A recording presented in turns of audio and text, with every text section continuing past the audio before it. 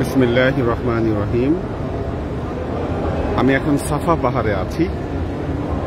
এই পাহাড়টি হচ্ছে সাফা, আর ঠিক এই পাহাড়ের অপোজিটে আছে মারওয়া পাহাড়। অর্থাৎ মা হাজেরা যখন তার শিশু ইসমাইলকে এই দিকে বাইতুল্লাহর দিকে রেখে আসার পর তিনি পানির সন্ধানে এই সাফা পাহাড়ে সর্বপ্রথম চলে এসেছিলেন। এবং এই সাফা পাহাড়ের বৈশিষ্ট্য হল, পবিত্র কোরআনে এই সাফা পাহাড় সম্পর্কে বলা হয়েছে, ইন্নাস সাফা ওয়াল মারওয়াতা মিন শাআইরিল্লাহ ফামান হাজ্জাল বাইতা আও ইতামারা ফালা জুনাহা আলাইহি আইয়াতাওয়াফা বিহিমা ওয়া মান তাতাওয়া খায়রান ফাইন্নাল্লাহা শাকিরুন আলীম। অর্থাৎ সাফা এবং মারওয়া পাহাড় এ দুটো হচ্ছে আল্লাহর নিদর্শনাবলীর অন্তর্ভুক্ত। যে ব্যক্তি হজ করলো অথবা ওমরা করলো, তাদের জন্য এটা গুনার কিছু নয় যে তারা এই সাফা এবং মারওয়া পাহাড়ে তারা সাই করবে।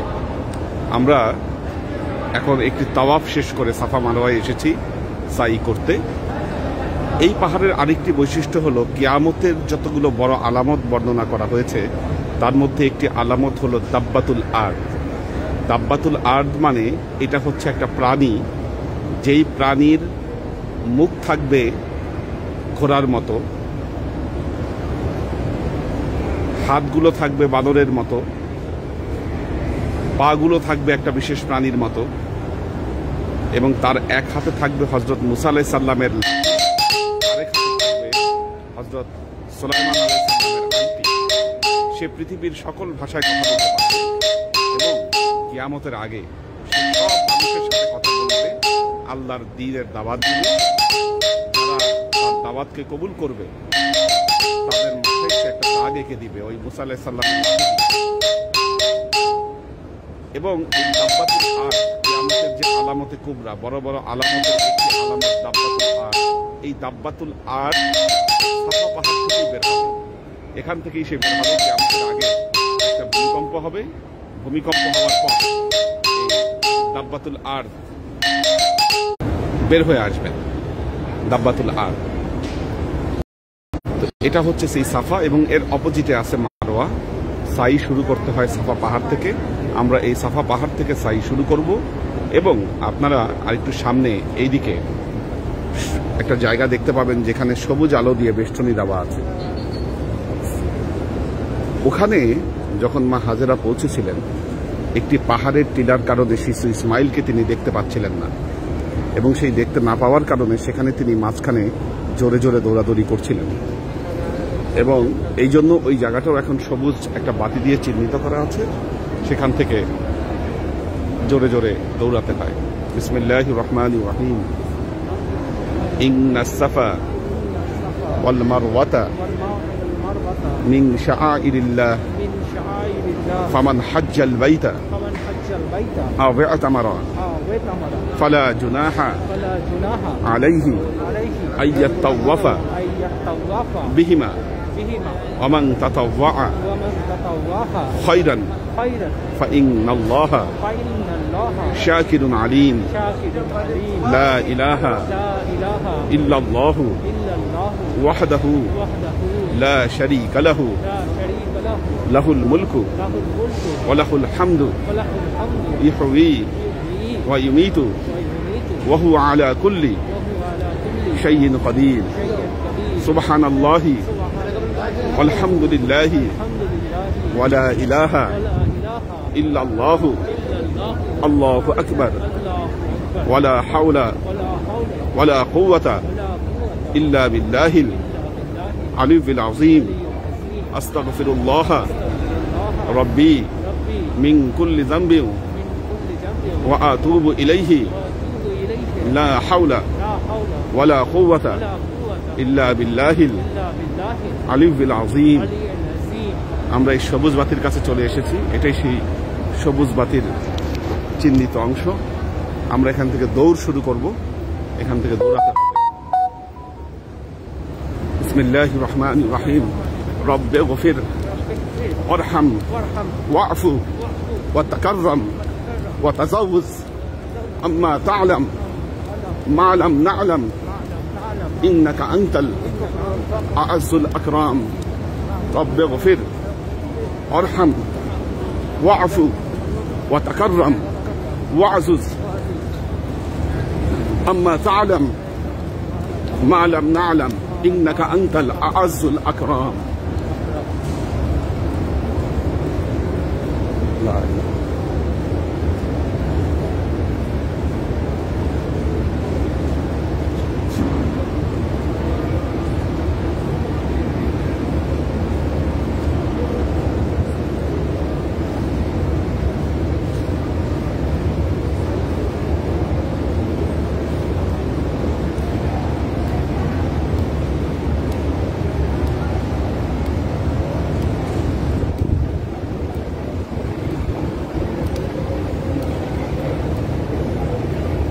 যারা একটু ডিসেবল এবং গায়ে শক্তি কম তাদের জন্য এখন ইলেকট্রিক্যাল গাড়ির ব্যবস্থা করা হয়েছে। এই যে গাড়িগুলো, তারা এই গাড়িগুলোতে করে সাই করেন।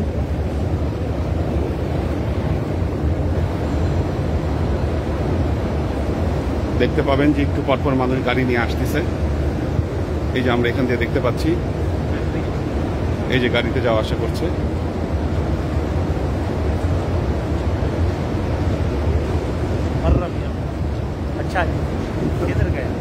বাংলাদেশ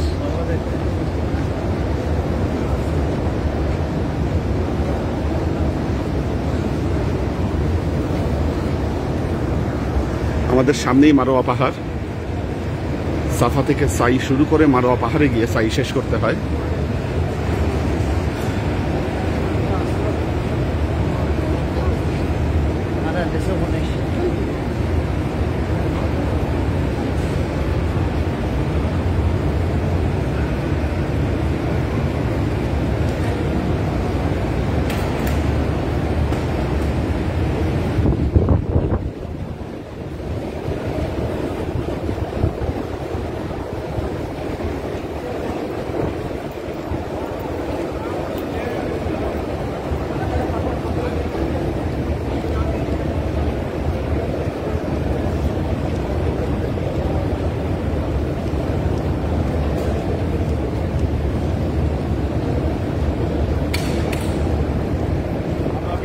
कल आया ना, दुबई में बहुत ज्यादा है साइकिल है।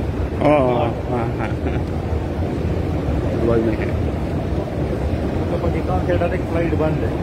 तो उधर जो वैक्सीन लगाया ना वो नहीं, अभी नहीं। आप पाकिस्तान? हाँ माशाअल्लाह।